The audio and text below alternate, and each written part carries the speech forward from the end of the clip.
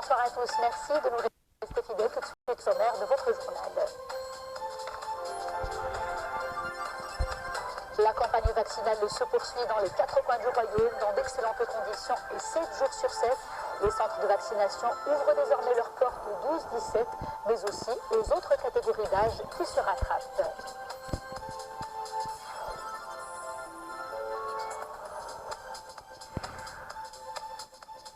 Les élections du 8 septembre nourrissent beaucoup d'attentes, des attentes qui concernent principalement l'éducation et la santé.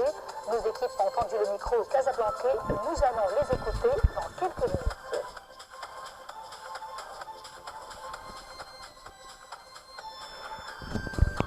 Employabilité de nos concitoyens, nous suivrons un reportage à Fneder, ville sévèrement touchée par les répercussions socio-économiques du Covid.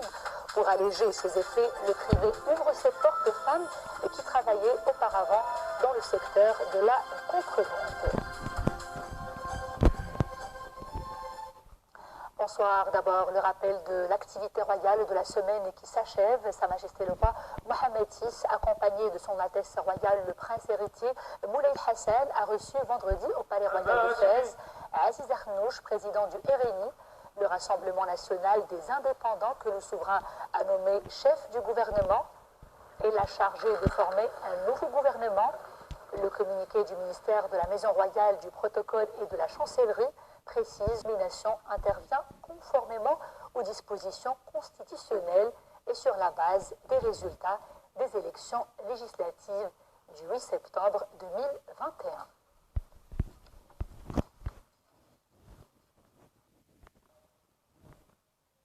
Les indicateurs ne cessent de s'améliorer et de nourrir beaucoup d'espoir.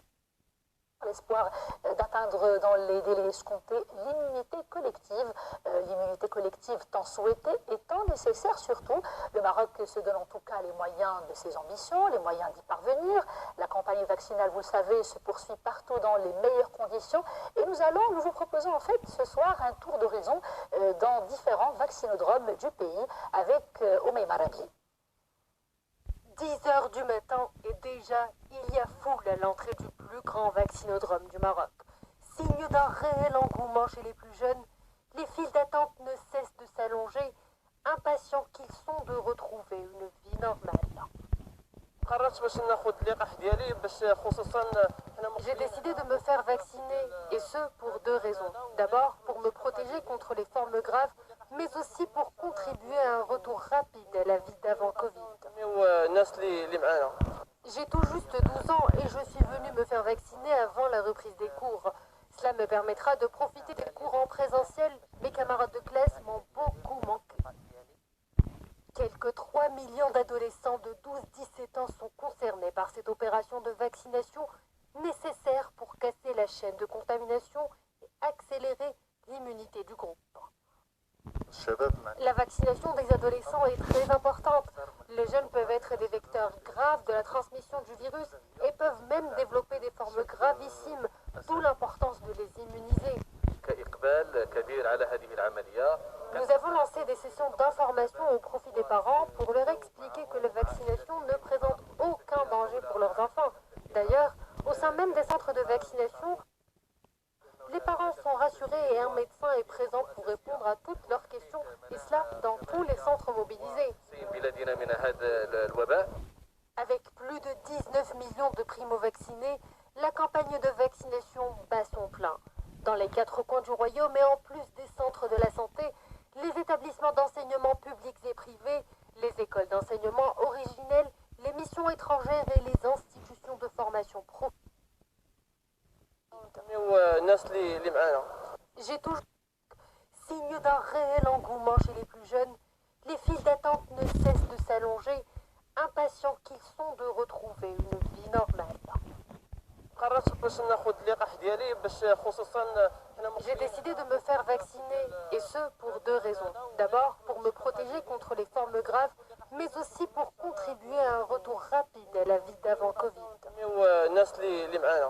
J'ai tout juste 12 ans et je suis venue me faire vacciner avant la reprise des cours. Cela me permettra de profiter des cours en présentiel. Mes camarades de classe m'ont beaucoup manqué. Quelques 3 millions d'adolescents de 12-17 ans sont concernés par cette opération de vaccination nécessaire pour casser la chaîne de contamination et accélérer l'immunité du groupe. La vaccination des adolescents est très importante. Les jeunes peuvent être des vecteurs graves de la transmission du virus et peuvent même développer des formes gravissimes, d'où l'importance de les immuniser. Nous avons lancé des sessions d'information au profit des parents pour leur expliquer que la vaccination ne présente aucun danger pour leurs enfants. D'ailleurs, au sein même des centres de vaccination, les parents sont rassurés et un médecin est présent pour répondre à toutes leurs questions, et cela dans tous les centres mobilisés. Avec plus de 19 millions de primo-vaccinés, la campagne de vaccination bat son plein. Dans les 4 coins du royaume et en plus des centres de la santé, les établissements d'enseignement publics et privés, les écoles d'enseignement originelles, les missions étrangères et les institutions de formation professionnelle se mobilisent pour cette grande opération. Pour leur expliquer que la vaccination ne présente aucun danger pour leurs enfants. D'ailleurs, au sein même des centres de vaccination, les parents sont rassurés et un médecin est présent pour répondre à toutes leurs questions, et cela dans tous les centres mobilisés. Avec plus de 19 millions de primo-vaccinés, la campagne de vaccination bat son plein. Dans les 4 coins du royaume et en plus des centres de la santé, les établissements d'enseignement publics et privés, les écoles d'enseignement originelles, les missions étrangères et les institutions de formation professionnelle se mobilisent pour cette grande opération. Aucun danger pour leurs enfants.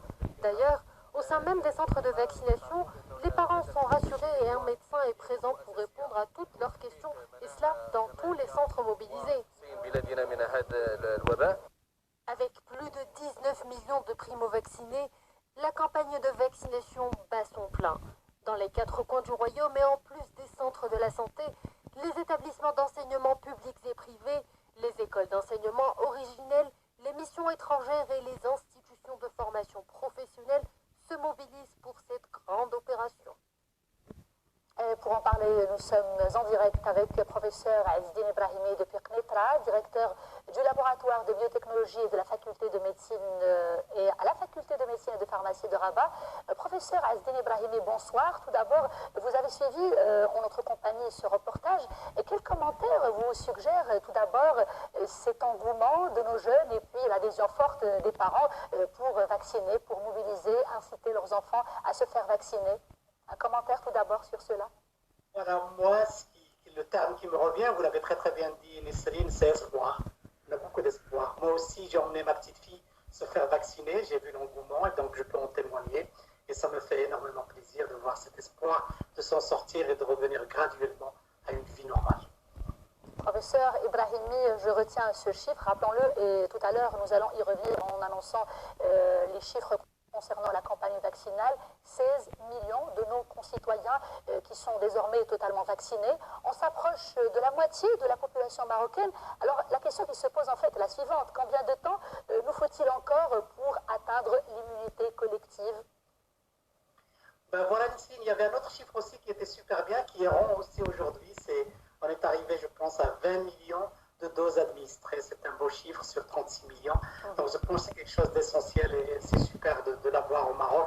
Et on est très fiers et j'espère que les gens sont conscients que le Maroc est l'un des rares pays au monde, en fin de compte, des pays en voie de développement qui est arrivé à ce chiffre. Et donc pour revenir à votre question, je pense que là, avec ce qui est arrivé avec les variants, tout ça, je pense qu'on table à arriver rapidement vers les 70% de la population générale. Si on arrive à ce chiffre, Inch'Allah, on pourra déclarer, quand je maintiens mon mot d'ordre de début, c'est-à-dire espoir, j'ai espoir, Inch'Allah, de s'en sortir bien de Toto et de revenir à cette vie normale qui est très chère à nous. Le Maroc est l'un des rares pays au monde, en fin de compte, des pays en voie de développement qui est arrivé à ce chiffre. Et donc, pour revenir à votre question, je pense que là, avec ce qui est arrivé avec les variants, tout ça, je pense qu'on table à arriver rapidement vers les 70% de la population générale. Si on arrive à ce chiffre, Inch'Allah, on pourra déclarer, quand je maintiens mon mot d'ordre de début, c'est-à-dire espoir, j'ai espoir, Inch'Allah, de s'en sortir bien de Toto et de revenir à cette vie normale qui est très chère à nos concitoyens. On ne peut pas prononcer une date, une durée. Encore telle chose? Ah non, non, mais je dirais que par exemple aujourd'hui on a 20 millions de premières doses, et donc on pourrait dire que sur les 36, on est à peu près à 55 total de la population totale. Je pense que d'ici le mois de novembre, Inch'Allah, on atteindra ce chiffre magique de 65% de la population, et j'espère qu'on le fera comme la Grande-Bretagne, comme le Danemark, comme le Singapour, déclarer que c'est vraiment une maladie bénigne et qu'on pourra revenir à notre vie. C'est pour cela que j'invite tout le monde, et vraiment c'est un appel solennel que je fais. Parce qu'il y avait un terme que vous avez très très bien utilisé, Nesrine, c'était de ce rattrapage des gens qui n'ont pas fait. J'espère que ces gens qui sont au-delà de 50 ans prièrent de faire votre vaccination. Amenez vos enfants, ils sont très courageux, ils sont là très généreux à le faire. J'espère que tout le monde le fera parce qu'on a hâte de revenir à cette vie normale.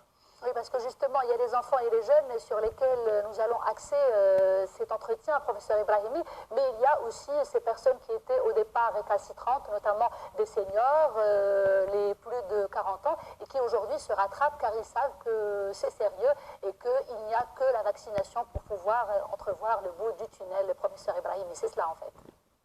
Absolument, je suis tout à fait d'accord avec vous, Nisri. Je pense que là, c'est très très clair. Toutes les personnes qui sont non vaccinés, qui arrivent en réanimation, généralement, les perd. Et donc là, les chiffres sont vraiment parlants. Je ne voudrais pas revenir à ça. Mais en fin de compte, la vaccination des personnes qui ont des maladies chroniques et qui ont un certain âge est obligatoire pour vraiment sauver leur vie. Ça, c'est très très important. Et je pense que je rappelle chaque fois et j'insiste dessus.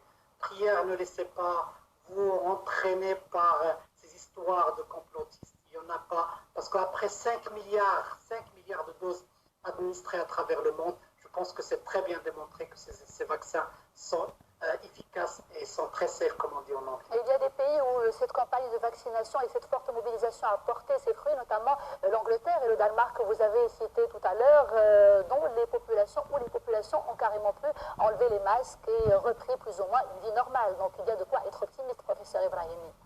Absolument, quand je vois les images de foot, en fait, de compte des stades de foot, et quand vous avez 75 000 spectateurs, j'ai envie de faire la même chose au Maroc et de ramener tout le monde. C'est pour cela que je pense que c'est quelque chose qu'il faudra le faire par citoyenneté, par générosité aussi, et pour sauver des vies, et que tout le monde, on a besoin de revenir à cette vie normale, de revenir à nos stades, de partir à l'hammam. C'est très simple, il y a plein de gens qui n'ont pas ce plaisir ces jours-ci, sortir la nuit, il y a plein de choses qu'on voudrait faire, et vraiment c'est la seule voie qui nous permettrait de le faire, c'est la vaccination, c'est quelque chose d'essentiel pour nous. Pour que la vie reprenne son cours et pour reprendre ses petits plaisirs. Tout à l'heure, vous avez évoqué, professeur Ibrahimi, le cas des réanimations avec ces tristes chiffres. Vous ne voulez peut-être pas revenir sur cela, mais il est nécessaire d'y revenir car il y a quelques semaines, justement, les spécialistes l'annonçaient. Et pour sauver des vies, et que tout le monde, on a besoin de revenir à cette vie normale, de revenir à nos stades, de partir à l'hammam. C'est très simple, il y a plein de gens qui n'ont pas ce plaisir ces jours-ci, sortir la nuit, il y a plein de choses qu'on voudrait faire, et vraiment c'est la seule voie qui nous permettrait de le faire, c'est la vaccination, c'est quelque chose d'essentiel pour nous. Pour que la vie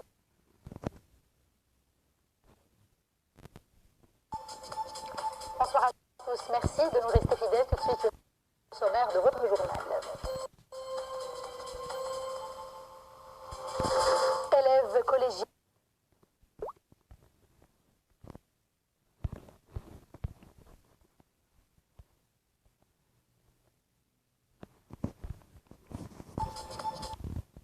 Bonsoir à tous, merci de nous rester fidèles. Tout de suite, le sommaire de votre journal.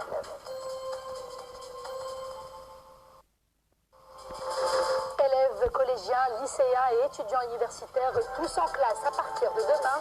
Une deuxième rentrée dans le sillage du Covid-19. Cela se fera en présentiel. L'appel au strict respect des gestes barrières est partout lancé pour réussir ce grand défi. Les centres régionaux d'investissement du Royaume, une véritable passerelle entre les jeunes porteurs de projets et les établissements de financement. Nous le verrons avec le CRI de Marrakech-Safi, une journée d'échange entre jeunes créatifs et bailleurs de fonds qui est organisée. À suivre également une immersion dans l'univers de Mounia Ammour, artiste peintre à l'identité plurielle. Elle se consacre au chant et joue également à sa manière avec les pinceaux. Ces tableaux se lisent comme de joyeuses notes musicales. Ils sont actuellement exposés à la galerie So Art de Casablanca. Bonsoir. La décision en première instance du tribunal de l'Union européenne concernant les accords agricoles et de pêche avec le Maroc ne cesse de susciter de vives réactions, des réactions qui sont en tout cas unanimes au Maroc et au-delà de nos frontières également. Elle regrette une décision plus politique qu'autre chose, une décision qui n'a et qui n'aura jamais l'effet juridique sur les relations maroco-européennes. Nisri El-Hamdaoui. C'est un air de déjà-vu, la décision du tribunal européen. Un scénario récurrent, une décision politique sous couvert juridique, sans aucun impact concret. Lorsque des considérations politiques entrent en jeu dans un partenariat économique, cela interpelle les observateurs et laisse mille et une interrogations en suspens.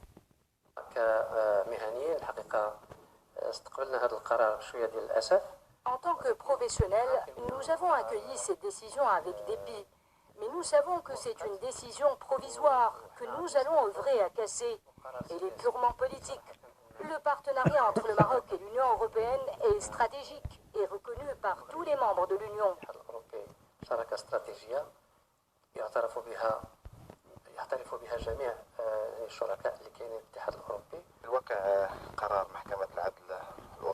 Le tribunal de l'Union européenne a cédé à la politisation de l'affaire et n'a prêté aucune oreille attentive à l'opinion du Royaume du Maroc.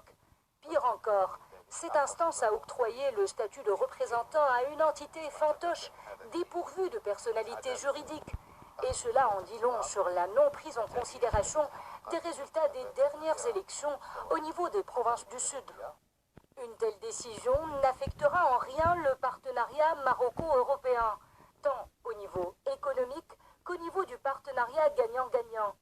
En témoigne la déclaration conjointe Maroc-Union européenne qui rejette fortement cette décision et réaffirme le partenariat solide, mutuellement bénéfique et sans conteneur entre les deux parties.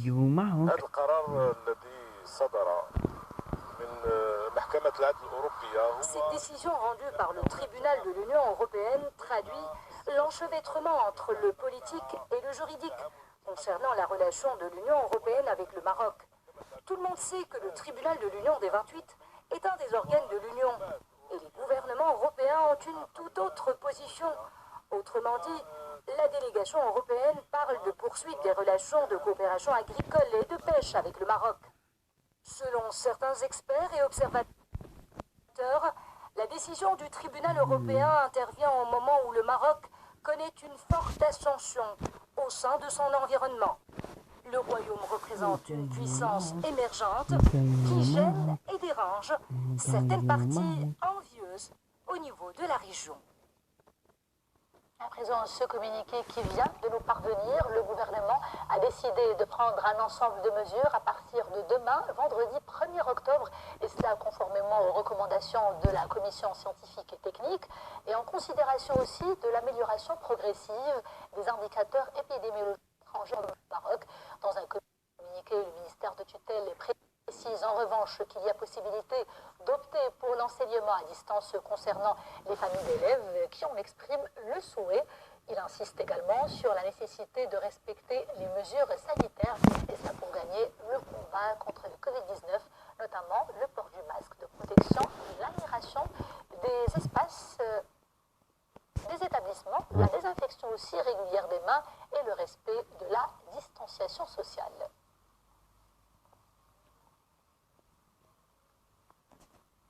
Et justement, à J-1 de la rentrée scolaire, nous vous proposons ce soir un reportage sur les préparatifs à Agadir. Notre équipe a visité une école primaire et un collège également. Désinfection, aménagement des tables et dernières réunions administratives bref, on s'y active pour régler les derniers détails. Hijab Tamed, Abdelnet Tahraoui et Myriam Missi pour le commentaire. Autour du directeur de cet établissement scolaire, les enseignants et le staff administratif bouclent les derniers préparatifs avant le jour J. Pendant ces 2 jours, on est en train de recevoir la fourniture des élèves avec bien sûr leurs parents. Comme ça, demain, Inch'Allah, le vendredi, ça sera uniquement l'accueil, faire connaissance aux élèves et bien sûr qu'ils fassent connaissance au cadre administratif. Dès demain, tous les élèves pourront être accueillis en présentiel. Fini donc les cours à distance. Pour réussir ce défi, rien n'est laissé au hasard. Règles d'hygiène et mesures préventives devront être respectées.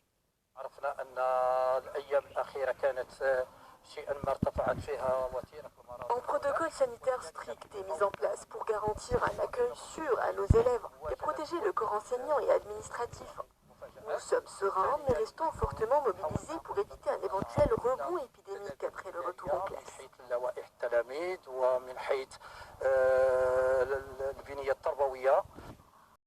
Un retour au mode présentiel, conforté par une campagne de vaccination accélérée des 12-17 ans. Près de 65% parmi ces jeunes sont primo-vaccinés. Et focus cette fois-ci sur la rentrée universitaire. Et pour en parler justement, nous sommes en direct avec Khadija Safé, présidente de l'université Hassan Ier de Stade.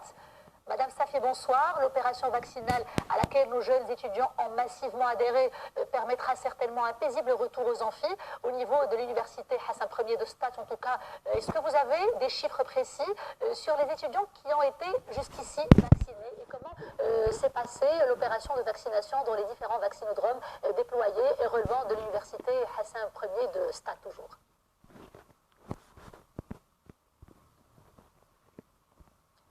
Merci. Tout d'abord, merci pour l'invitation et pour l'intérêt. Effectivement, comme vous venez de le dire, le ministère de l'Éducation nationale, de la formation professionnelle, de l'enseignement supérieur et de la recherche scientifique vient de publier un communiqué annonçant que la rentrée universitaire sera effective ce vendredi 1er octobre 2021. Alors, pour rappel, je voudrais préciser que la rentrée était prévue pour le 10 septembre dernier. Mais le département de l'éducation nationale et de l'enseignement supérieur ont jugé opportun de reporter cette rentrée au 1er octobre pour pouvoir assurer un maximum de vaccination aux étudiants. Alors pour revenir à ce taux de vaccination, je dirais que ce report, il a été très bénéfique.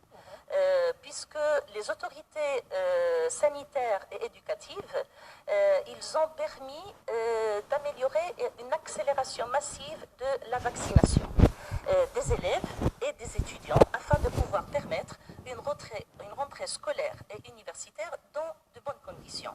Alors pour revenir à l'université Hassan Ier de Stade, je dirais que nous avons profité de ce report justement pour assurer un maximum d'informations et de sensibilisation auprès de nos étudiants. Donc nous avons animé une campagne de sensibilisation. Nous avons pu installer au niveau de l'université un vaccinodrome au niveau de l'université Hassan Ier, ce qui nous a permis justement d'aller dans ce taux de vaccination et de pouvoir atteindre le jour d'aujourd'hui un chiffre de 63,6% d'étudiants vaccinés. Nous continuons bien sûr dans cette campagne puisque demain, le premier jour, nous connaîtrons une arrivée massive de nos étudiants en présentiel et par la suite, nous pourrons continuer pour améliorer ce taux de 63,6% afin de nous rapprocher au maximum d'un 100%. Donc cela va se poursuivre en parallèle avec les cours et la rentrée scolaire qui commence à partir de demain. Madame Safi, l'enseignement se fera en mode présentiel. La majorité des étudiants, de vos étudiants en tout cas, à l'université Hassan Ier de Stade sont vaccinés. Vous avez évoqué un taux très encourageant de 63%. Les principaux indicateurs aussi Covid-19 s'améliorent au Maroc, mais pas question de tourner le dos aux mesures barrières en fait. C'est cela. Un protocole rigoureux est mis en place et il doit être respecté pour la sécurité sanitaire de tous. Tout à fait. Tout à fait. Tout à fait. Ce qui est important, comme vous le savez tous, c'est que le jour d'aujourd'hui, la pandémie connaît une décroissance. Donc ça, c'est très bien. Et puis, en parallèle, il y a l'augmentation de taux de vaccination qui devient assez important. Donc, ces deux paramètres couplés nous ont permis de pouvoir parler d'un enseignement en présentiel. Mais bien sûr, comme vous le savez, je vais revenir encore à ce report et je dirais que c'est toujours bénéfique parce que justement, ce report nous a permis encore d'améliorer notre rentrée universitaire, de pouvoir améliorer également nos locaux. Ces locaux dans lesquels nous avons la mise en place de tous les dispositifs et les mesures sanitaires et préventifs qui puissent permettre à nos étudiants et à notre personnel de pouvoir entamer une année universitaire et puis de continuer une année universitaire dans des conditions assez normales. Donc, je ne vais pas vous cacher qu'après une année et demie vivant avec la Covid, nous avons eu 1 an et demi d'enseignement qui était hybride, parce qu'on était tantôt sur le présentiel, tantôt sur le distanciel. Et je peux vous assurer que tous les établissements de l'université Hassan Ier, et je dirais même les universités de manière générale marocaines, sont bien rodés à ce niveau et tous les outils sont mis en place et existent. À savoir que le jour d'aujourd'hui, toutes les salles et tous les amphis de l'université Hassan Ier sont en fonction de la Covid. C'est-à-dire que le taux d'occupation, c'est un taux d'occupation en fonction de la Covid, avec, en maintenant la distanciation, l'aération, le port des masques est obligatoire, les désinfectants, donc tous les outils préventifs, ils sont là. Bien outillés, c'est cela. Aussi qu'avec le communiqué que notre ministère de tutelle, je voulais vous préciser qu'avec le communiqué qu'a fait notre ministère de tutelle aujourd'hui, il y a eu hybride, parce qu'on était tantôt sur le présentiel, tantôt sur le distanciel, et je peux vous assurer que tous les établissements de l'université Hassan Ier, et je dirais même les universités de manière générale marocaines, sont bien rodés à ce niveau, et tous les outils sont mis en place et existent. À savoir que le jour d'aujourd'hui, toutes les salles et tous les amphis de l'université Hassan Ier sont en fonction de la Covid. C'est-à-dire que le taux d'occupation, c'est un taux d'occupation en fonction de la Covid, avec, en maintenant la distanciation, l'aération, le port des masques est obligatoire, les désinfectants, donc tous les outils préventifs, ils sont là. Bien outillés, c'est cela. Aussi qu'avec le communiqué que notre ministère de tutelle, je voulais vous préciser qu'avec le communiqué qu'a fait notre ministère de tutelle aujourd'hui, il y a eu un envoi du protocole sanitaire à suivre qui a été diffusé à tous les établissements. Donc le protocole sanitaire, les outils à utiliser, mais également quelle est la procédure à suivre en cas de détection d'un cas de Covid. Et donc tout le monde suivra ce protocole si on veut garder nos étudiants avec nous. Autrement dit, vous êtes bien outillés pour s'adapter à tout changement de la situation épidémiologique, à son évolution en fait. Allez, on va ouvrir maintenant une autre parenthèse, une deuxième parenthèse. Certes, la rentrée universitaire se fait cette année dans un sillage du Covid-19, dans un contexte sanitaire inédit pour la deuxième année. Il y a eu un envoi du protocole sanitaire à suivre qui a été diffusé à tous les établissements. Donc le protocole sanitaire, les outils à utiliser, mais également quelle est la procédure à suivre en cas de détection d'un cas de Covid. Et donc tout le monde suivra ce protocole si on veut garder nos étudiants avec nous. Autrement dit, vous êtes bien outillés pour s'adapter à tout changement de la situation épidémiologique, à son évolution en fait. Allez, on va ouvrir maintenant une autre parenthèse, une deuxième parenthèse. Certes, la rentrée universitaire se fait cette année dans un sillage du Covid-19, dans un contexte sanitaire inédit pour la deuxième année, mais aussi elle est marquée par un nouveau système qui est celui du bachelor. Est-ce que vous l'avez définitivement adopté au niveau de l'université Hassan Ier de Stade?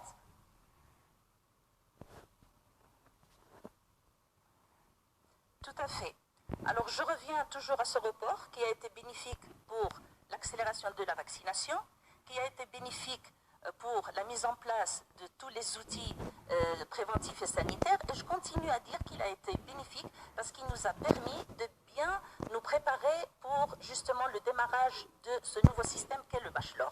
Parce qu'effectivement cette année nous démarrons avec un nouveau système qu'est le bachelor pour l'année universitaire 2021-22, et je vous assure que la majorité des universités se sont impliquées, et l'université Hassan Ier, elle s'est impliquée dans ce système avec plusieurs filières pour l'accès libre, mais également pour l'accès régulé. Parce qu'il faut savoir que ce système, il est venu pour corriger les dysfonctionnements que connaissent le système libre. Mais il se trouve que même l'accès régulé, il veut adhérer à ce dysfonctionnement et il apporte, je dirais, une amélioration de l'employabilité de nos jeunes.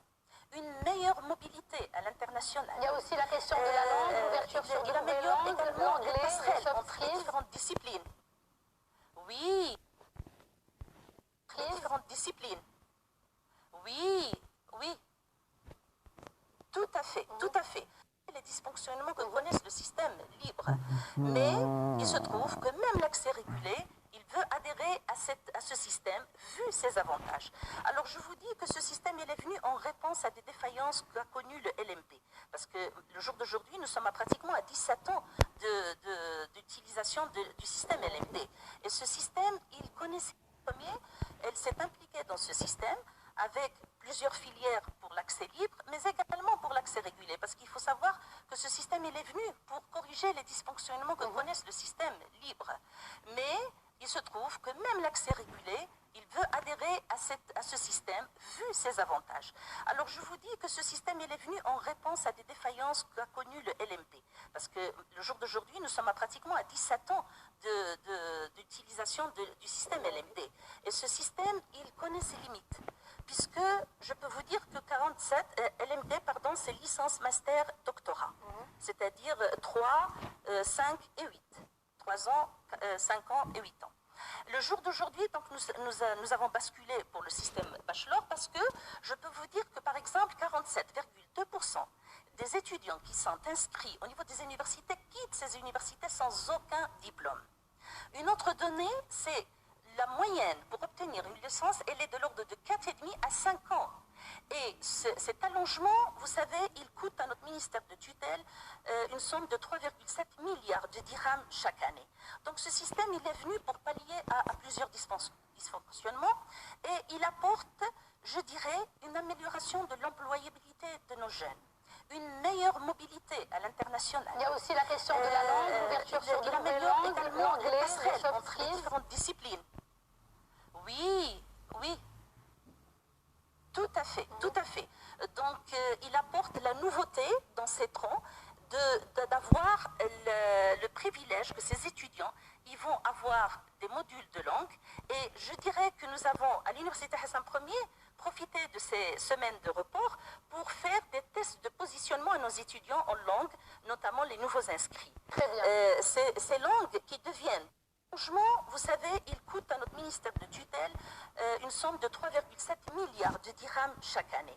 Donc ce système, il est venu pour pallier à plusieurs dysfonctionnements et il apporte, je dirais, une amélioration de l'employabilité de nos jeunes. Une meilleure mobilité à l'international. Il y a aussi la question de la langue, l'ouverture sur de nouvelles langues, également les l'anglais, les passerelles soft entre les skills. différentes disciplines. Oui, oui. Tout à fait, tout à fait. Donc, il apporte la nouveauté dans ces troncs d'avoir le privilège que ces étudiants, ils vont avoir des modules de langue. Et je dirais que nous avons, à l'Université Hassan Ier, profité de ces semaines de report pour faire des tests de positionnement à nos étudiants en langue, notamment les nouveaux inscrits. Très bien. Ces langues qui deviennent désormais un socle commun à toutes les filières bachelor, en plus des soft skills, en plus des modules d'ouverture. Et ça va encourager la mobilité sortante et entrante. C'est compris pour bien asseoir les bases de ce nouveau système. C'est prometteur. Nous n'avons pas beaucoup de temps, Madame Khadija Safi. Merci beaucoup pour cet éclairage. Je rappelle que vous êtes la présidente de l'université. Je termine pour vous dire Allez-y que très brièvement, s'il vous plaît. Je termine en disant que c'est une recette bien équilibrée et bien dosée. Maintenant, pour la réussir, tout dépendra de notre implication et l'implication de tous les acteurs au niveau des institutions universitaires. Et merci. Merci de cet éclairage. Merci à vous. Intéressons-nous à présent au CRI Speed Day, une journée initiée par le Conseil régional d'investissement de Marrakech-Safi. L'idée est de créer en fait des liens entre les jeunes porteurs de projets et les établissements bancaires. Mouassasim Billah, Bouazaoui, Zakaria Mokin Billah et Marie Menissi pour les commentaires. Des perspectives prometteuses pour les jeunes